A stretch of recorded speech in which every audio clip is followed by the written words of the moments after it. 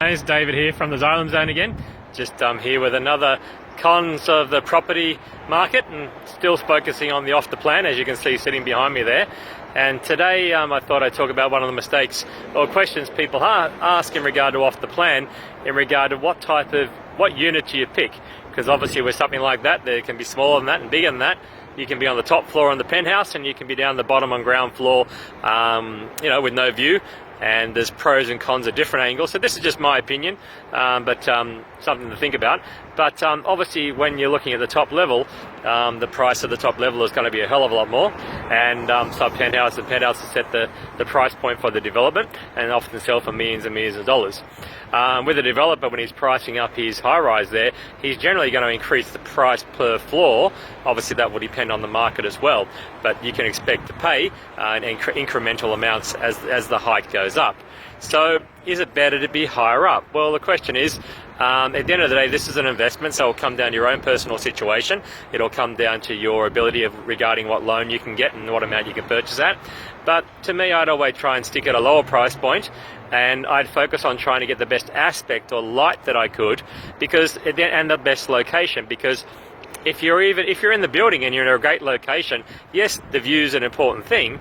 But am I prepared to spend $1 million on the view when I can get the same location for $500,000, say, and save $300,000? At the end of the day, people choose that location for lifestyle. They choose it because it's close to cafes, close to transport, close to lifestyle, and most of the time the inner city and high rises are focused on those areas. So I probably tend to choose something lower down with a bit of light, maybe a good aspect, and even sometimes the ground floor can have some fantastic areas of common area and common space with big balconies and big courtyards, which can be exceptional money.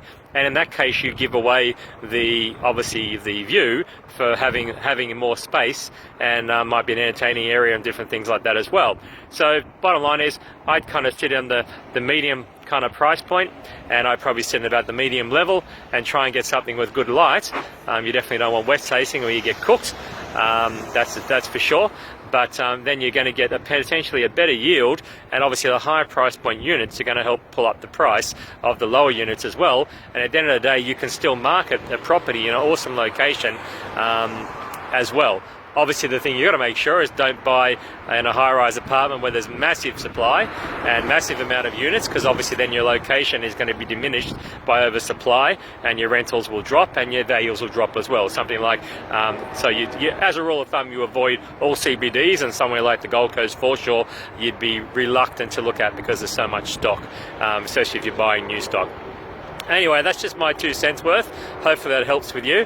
But it is really, really important you choose the right apartment. Would I choose a bigger apartment high up in an area where I knew there could be issues with valuations and things? Yeah, probably only if the valuation was 50% off and I was getting an awesome cash flow and I was planning to hold that unit long term, or maybe even put it in a self-managed super fund if I got that guidance from my financial planner.